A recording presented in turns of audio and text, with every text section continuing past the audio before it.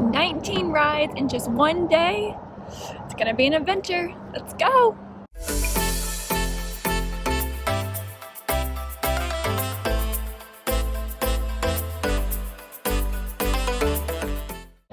Hello, I'm here at Six Flags Over Georgia on a very busy Saturday Labor Day weekend day, and I'm here to see if I can do 19 rides without Flash Pass, which is Six Flags Express Pass. I'm a little nervous. It's a lot of rides. It's also gonna be very busy. The weather is really nice right now. It's like in the low 70s, so I think a lot of people are gonna show up today.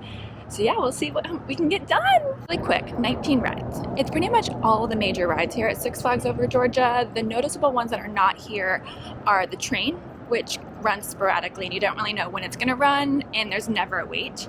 And then the other one is the log jamboree, which is the log flume ride. And I'm surprised by that not being on Flash Pass because during this hot summer, it gets very busy.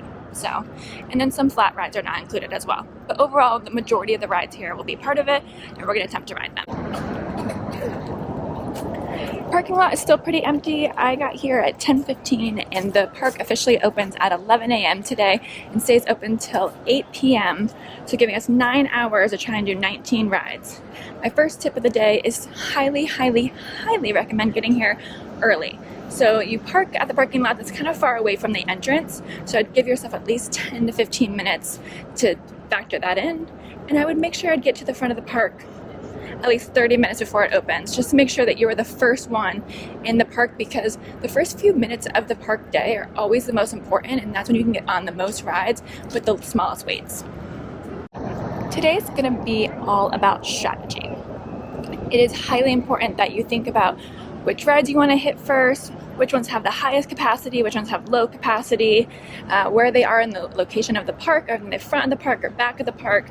There's a lot of things to think about when you come to Six Flags and you don't have Flash Pass, but you want to ride everything in one day.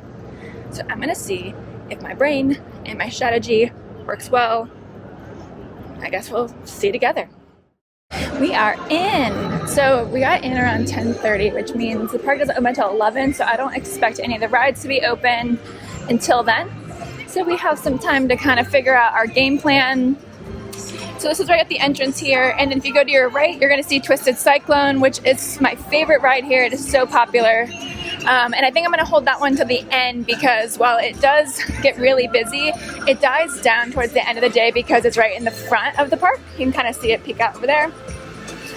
And so if I wait to the end of the night, I might not wait that long. And there's a few other rides that just have low capacity where no matter what time of the day, it's going to be busy. So let's go over there. The first one I think I want to hit up is Daredevil Dive. It is that dive coaster, very smooth, so fun. But it has such a low capacity because only, I think, 6 people at a time can ride it. So even though the wait time, or excuse me, even though the line looks short, the wait time creeps up on you way faster than you think. Let's go!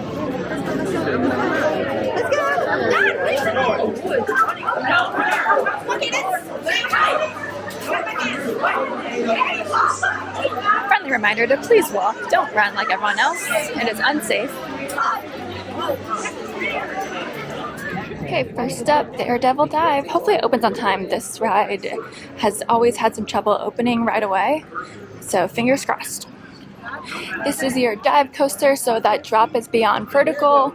It's very smooth, like I said before. I'm so excited. Okay, so it is 11:01. I'm gonna set my timer. Let's see how long it takes. Just got off Daredevil Dive. So fun. It is one of the best rides here, hands down. You have to ride it when you come. I waited 5 minutes and 5 seconds, which is the shortest time I've ever waited on that ride. I was the 4th car. So you can kind of see they do have a really slow load time, and the ride doesn't accommodate all body types. The car in front of me had to keep switching people around to have weight load balance. So just be mindful of that. It's definitely not an accommodating ride. But okay, next up, we're gonna go to Gotham City because it's right next to Daredevil Dive. And a lot of these rides do have larger capacity, so I wouldn't be too worried if riding them first thing, but it is right here and it kind of prevents me from backtracking if I get these all out of the way now. So let's try and do these pretty quick. So over in Gotham City, you have the swings, Mindbender, Poison Ivy, Catwoman Whip, and Batman. All of them are part of this today because they're all part of Flash Pass. So we have a lot to hit up here. Let's see what we can do. First, we're gonna go to the Riddler Mindbender. Just kidding, Mindbender is not open. I guess it hasn't been open all morning. So let's go do some other things in Gotham City and see if it opens in a bit. Up next we have Batman. You can kind of see it going here in the background. It is an inverted coaster, B&M, and it is intense. It is so thrilling and very fun. So usually it doesn't have too bad of a wait because again, B&Ms have high throughput and high capacity. So let's knock this one out. Look at this great theming too. This ride has one of the best theming in the queue compared to all the other ones. It kind of adds to the feel of you're in Gotham, you're trying to save the world, all that good stuff. And I know it just looks like a tunnel, but hey, it's something. More theming! So far I haven't stopped moving. I literally am just walking the time it takes to get to the front of the ride. And yep, no wait, it is completely empty.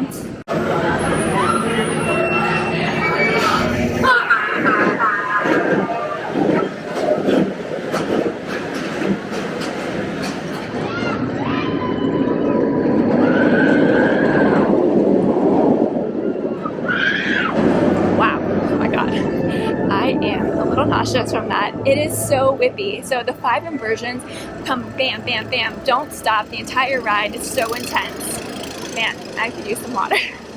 But I only waited like 2 minutes, so it was a complete walk on. So really glad I did that early now. Okay, so like I said, we have a few more rides here. Next up is Catwoman Whip, which is probably not the best ride to ride if I'm a little nauseous because that one is a spinning ride, but let's do it. Okay, looks like they just loaded, so I will pretty much just get on the next ride because there's no one in line. They had just loaded this car.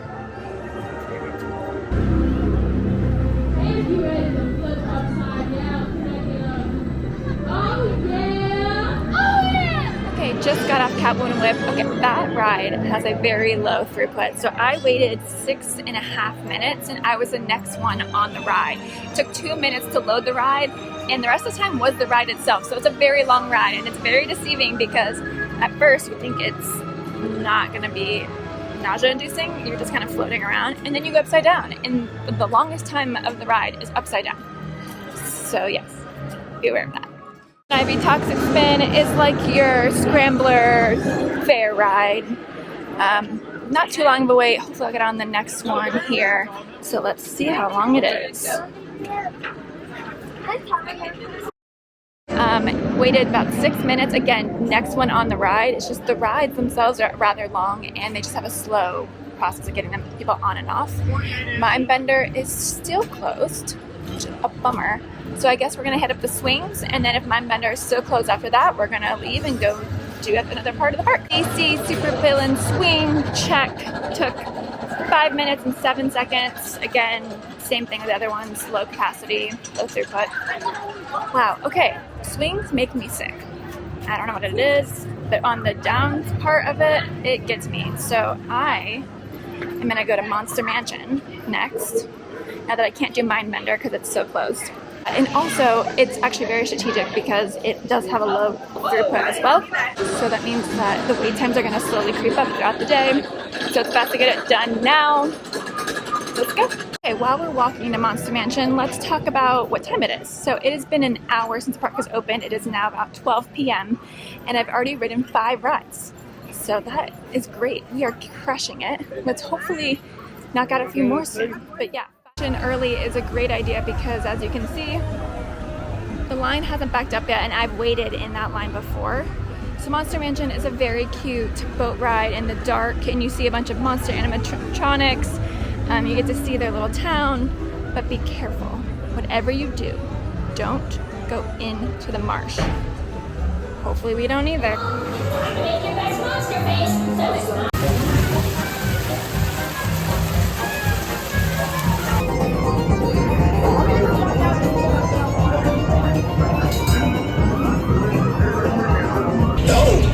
Dang fools! This way! Stay out of the marsh! Stay out of the marsh! Oh no!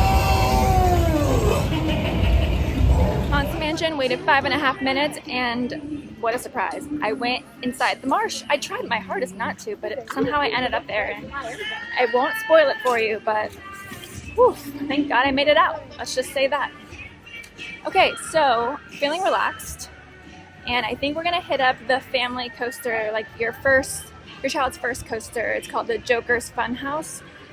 Very short, very slow ride, so let's do that, and then let's see what's up next. All right, Joker's Fun House, let's see how long. Joker was a really fun introductory coaster. It was only maybe a minute long, so if your kids are scared, have them go on that one. They'll be off before they even realize that it's scary. I think we're gonna start heading towards the back of the park, and because it's in the middle of the day and it's starting to get a little bit warmer, I have a feeling the water ride that we have to ride today is gonna have a pretty long wait soon, if not already. So let's go ahead, get soaked, get it out of the way. I'm not looking forward to it. The water ride here is no joke. You will get soaking wet. Soaking wet. It's one of those circular raft rides. It's called Thunder River, and be prepared. I'm not prepared, but I have a feeling it's gonna get a longer wait, so let's do it now. Cool off. I'm gonna ride this ride. Last time I rode it, I mean, everyone I was with got wet, but I got the worst. And it took forever to dry off, so I am nervous. Usually the line's been backed up to here, so good news for us. Well, bad news, because I'm about to get soaking wet, but good news in terms of our day today. There's no one else in line, just me. It took 2.5 minutes just to walk to the front. Oh boy. Okay, just got off Thunder River, and while my face isn't too bad, my backside, soaking wet. I'm like dripping, like water is dripping from my pants. If you're wondering what got me, that right there. So depending on your boat, sometimes you will miss the waterfall. Not me, but sometimes you will. And that is the boat you want to be on, because I did not miss the waterfall. I am one with said waterfall. Next ride we have here is what I think is the scariest ride at this park, and that is Sky Screamer. It is a swing style attraction, but it is so dang high. I don't want to ride this ride either, but let's see how long we wait. Shouldn't be too long. Waited 9 minutes for Sky Screamer, and I'm still scared even though the ride is over. That is terrifying. It's so tall. Now that I have the scariest rides out of the way, thank God, I think we're gonna hit up Blue Hawk, and then hopefully the Great American Scream Machine, Superman, and then Battle for Metropolis. Get all of these in the back area knocked out. Blue Hawk also has 5 inversions and is very thrilling. It's kind of laid out in a really small footprint, so the turns and the flips are all close together, which really adds to that thrill level. This usually doesn't have a long wait, so let's check it out right now at 28 seconds. And like I expected, we'll get on the next train coming right now. Better hurry. Welcome back. We hope you enjoy the ride. Yuck. That ride. Not my favorite. It's times like these I think to myself, man, I could use a chiropractor. And now it is time for Justice League Battle for Metropolis. This is a shooter style game where you are trying to help Superman and Batman and all the DC heroes to help defeat all the villains that are taking over Metropolis. It is very fun. It has some sort of like simulator ride feel because you're shooting against screens. So if screens make you a little bit motion sickness, watch out for that. But other than that, it is such a fun ride. Great to fight against your family, your friends, see who comes out on top. I waited 6.5 minutes to save the world, and I did it. My score was 93,000, I think. So I think that's probably one of my best ones, actually. Like I said, I'm not too good at that. Okay, next we're doing Superman's Flight, which is a flying coaster. This one is also very thrilling. So you will be on your stomachs flying across, and they have this thing called a pretzel loop that is so intense. It's crazy. Hopefully the line's not too long. Last time I was here, it was pretty long. It was like 25-30 minutes, so let's see. Superman Ultimate Flight complete. Whew. That's a good one. That is a must-do in my opinion as well, although it is very thrilling, and it's a little uncomfortable because you are on your stomach for the entire ride, so just beware of that. But man, Only waited 6.5 minutes for that. So it seems like even though it's Labor Day weekend, all the rides are about 10 minutes or less, which is great because we are knocking them out. Last one we have to do in this area is the Great American Scream Machine. Let's get in line for that now, and then when we're done with that, we'll get some food, we'll talk about times, we'll talk about rides, we'll kind of catch up. The Great American Scream Machine is known for having 11 hills. 11 times you will be ejected from your seat. Pretty much all wooden roller coasters do that, but man, this one's so fun. And because it's so old, it's like historical and iconic, and to me it's a must do, but understood if some people get headaches or sick from it, but if you don't, check it out. Okay, just got off Great American Scream Machine. Waited about 9.5 minutes, so on the longer end, but still not bad for today. Whew. My head's a little jostled. My biggest recommendation for that is to ride in the front or ride towards the front. It's a little bit smoother than the back, which is where I was. I just got to take a moment to say how beautiful it is out today. I mean, you can see the wind is blowing in my hair. It's like in the mid 70s. It's cloudy. It's so perfect for roller coasters and theme parks. So I'm having a really nice day. Okay, got my snack, some cheese. Okay, let's chat. So of the 19 rides we've had to do today, I've done 13 of them already. So we are making so much progress. It is 2 o'clock, pretty much on the dot. So park opened at 11. We have some heavy hitters. So we have Goliath, Twisted Cyclone. We have to go back and see if Mindbender reopened, a few others. But for the most part, it's been great. The weather's held up nicely. The wait times have been 10 minutes or less pretty much for every single one. So we're crushing it. I think this is probably the best time to kind of talk about what Flash Pass is, whether or not I think it's worth it. Obviously today it's kind of hard to justify it, especially because you probably think it'd be busy today on a Labor Day weekend. So you might have purchased it in advance thinking so, but maybe wait until you actually get to the park. I know it might be a little bit more expensive, but Six Flags is hit or miss in terms of wait times, and there's a lot of volume. It's a big park, there's a lot of roller coasters, so even if there are a ton of people here, you still might find rides with short waits. Now that said, they aren't the most efficient in terms of loading the rides, unloading them, so the throughput on each ride can be rather low, especially if you go to like Disney or Universal and you're used to that kind of thing. This is not like that here.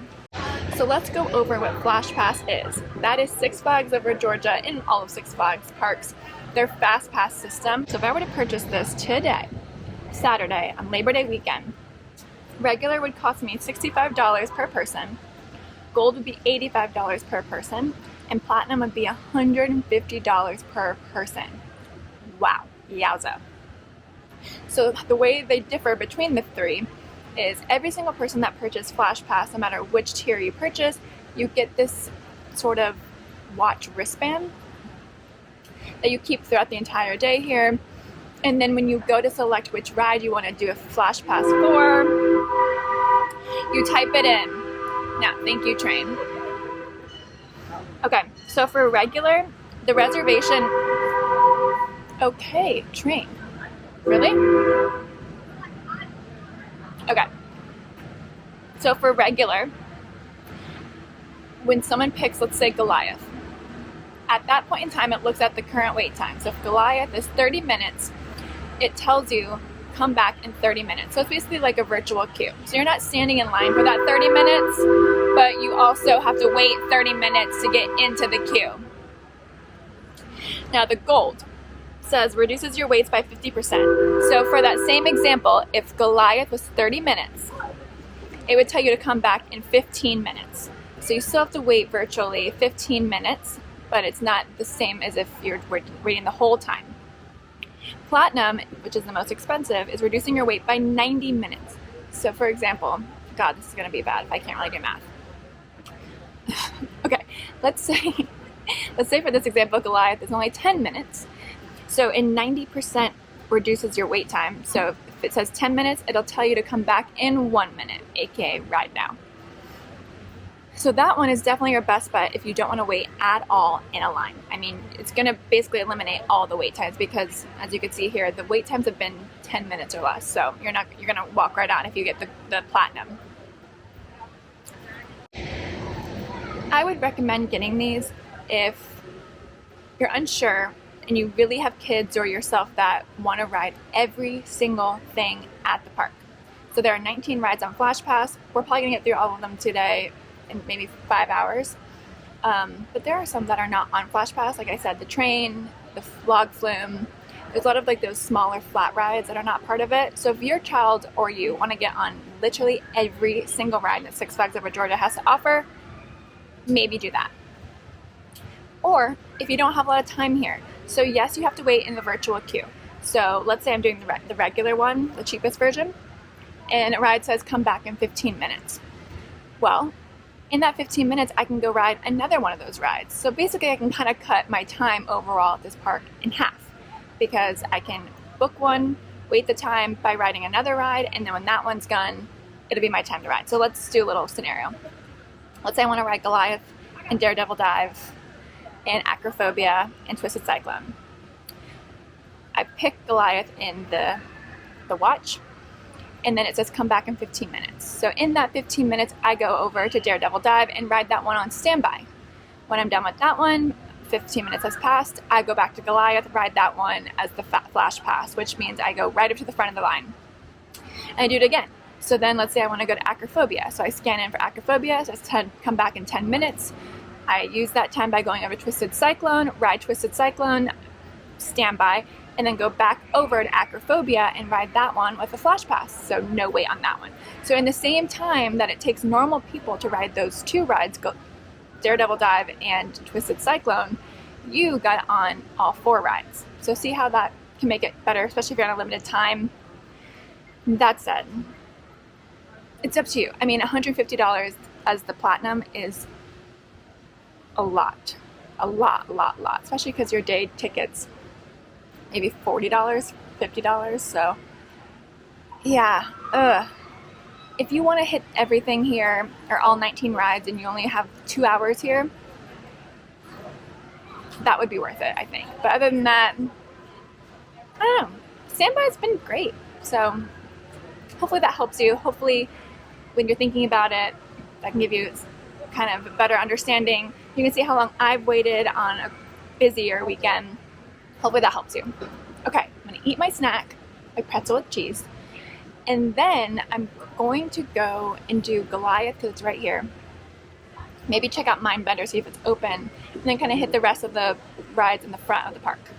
And then we'll be done.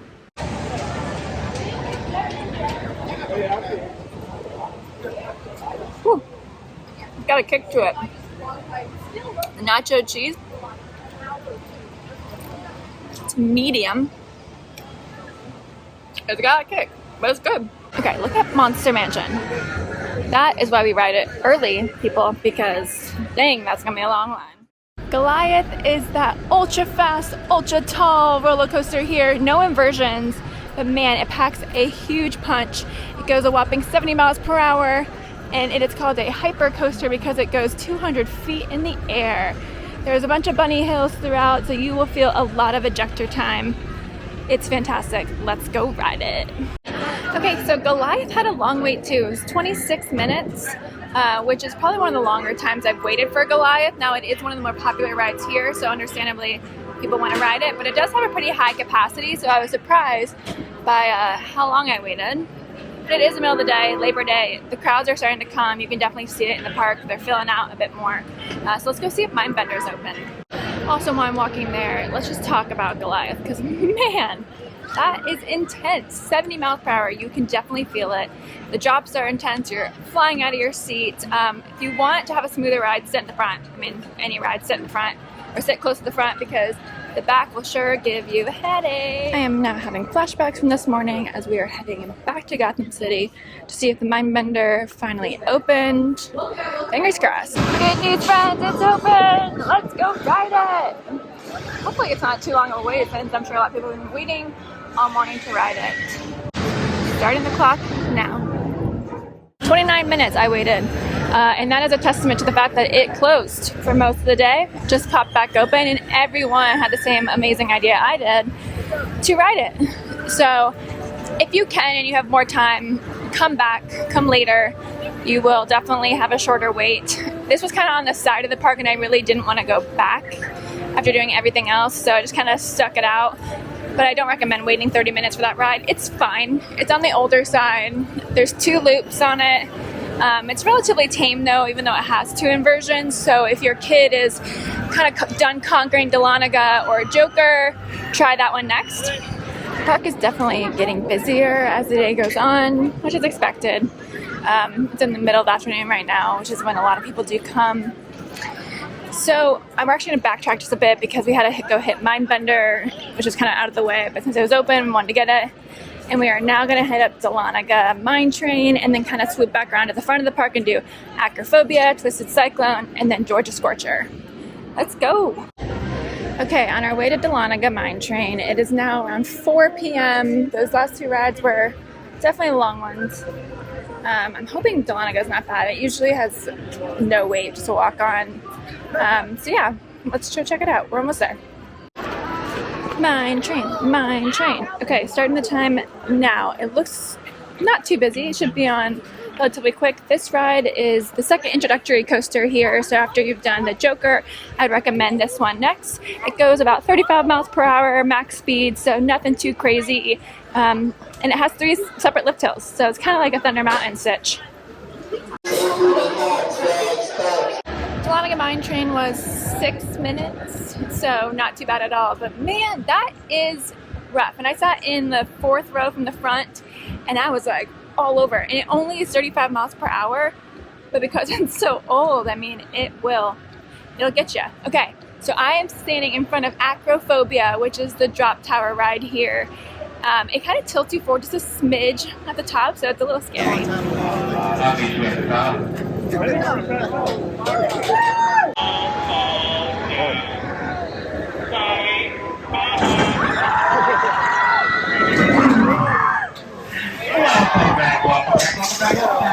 Okay, I just got off Acrophobia. Can we talk about that one for a second? Because that is so scary, so thrilling. You are so high up, and he does this like taunting countdown for you, and drops, and I screamed the entire way down. Fearing. But man, I feel alive. I'm definitely awake. You don't need coffee if you come here. Ride Acrophobia, you'll be jolted awake. Okay, we have just 2 more rides. We have Twisted Cyclone, and then we have Georgia Scorcher at the front, and then we're done. Wow, what a great day. Thanks for following along. Twisted Cyclone is the next ride, and it is my favorite ride here at Six Flags Over Georgia. It first came here as Georgia Cyclone. It was a wooden coaster, as you can still see from the under parts of it. And then RMC came in, put steel to it, and converted it to a steel wooden hybrid. It is so incredibly fun because it takes a wooden coaster that typically, it's just what it is. It has some hills and bumps, and it adds inversions to it. So you can kind of see right there, and then you can see over here, there are inversions inside, which makes it so much more thrilling and zippy, and it's incredible.